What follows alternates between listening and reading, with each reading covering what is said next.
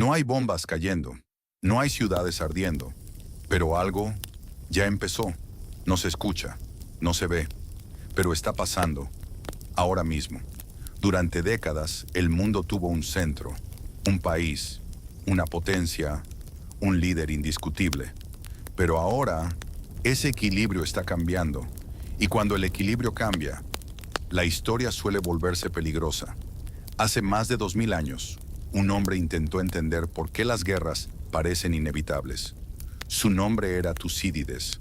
Observó cómo una ciudad poderosa, Esparta, veía con miedo el crecimiento de otra, Atenas, y escribió una idea que sigue resonando hasta hoy, que el ascenso de una potencia y el miedo que eso provoca en otra puede empujar al mundo hacia la guerra.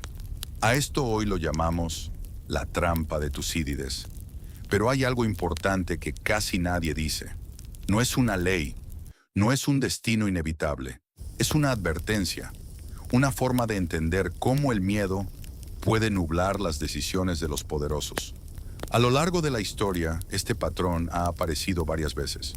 Cuando Alemania comenzó a crecer rápidamente a finales del siglo XIX, el Imperio Británico empezó a verla como una amenaza. Años después, el mundo entró en la Primera Guerra Mundial.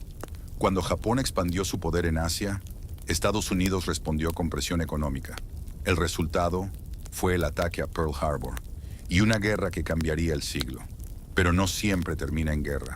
Durante la Guerra Fría, dos superpotencias, Estados Unidos y la Unión Soviética, compitieron durante décadas. Tenían armas suficientes para destruir el planeta varias veces. Y aún así, evitaron el conflicto directo. ¿Por qué? Porque entendieron el riesgo. Porque el miedo no se convirtió en impulso, sino en contención.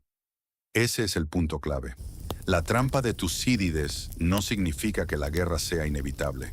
Significa que, si no se tiene cuidado, puede volverse probable.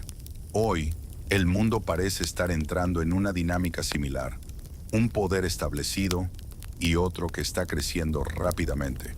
Estados Unidos y China no están en guerra, pero tampoco están en paz.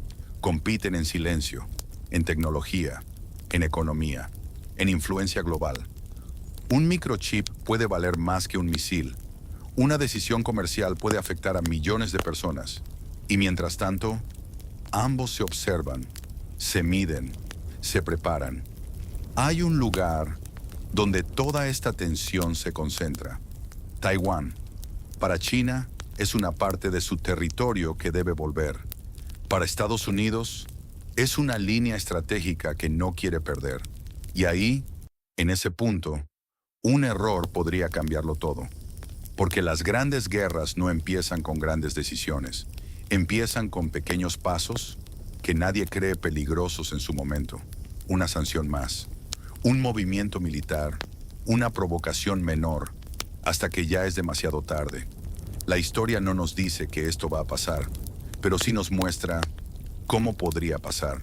Y eso es lo realmente inquietante. El problema no es solo el ascenso de China. El problema es el miedo que ese ascenso genera. Y también cómo China decide usar su poder. Porque cuando dos gigantes se miran con desconfianza, cada acción se interpreta como amenaza. Y cada respuesta aumenta la tensión hasta que alguien cruza una línea sin haber querido cruzarla. La historia no se repite, pero rima. Y tal vez ya estamos dentro de esa rima, sin darnos cuenta. La trampa de Tucídides no es una profecía, es un espejo. Nos muestra lo que ocurre cuando el miedo supera a la razón. La pregunta no es si habrá guerra.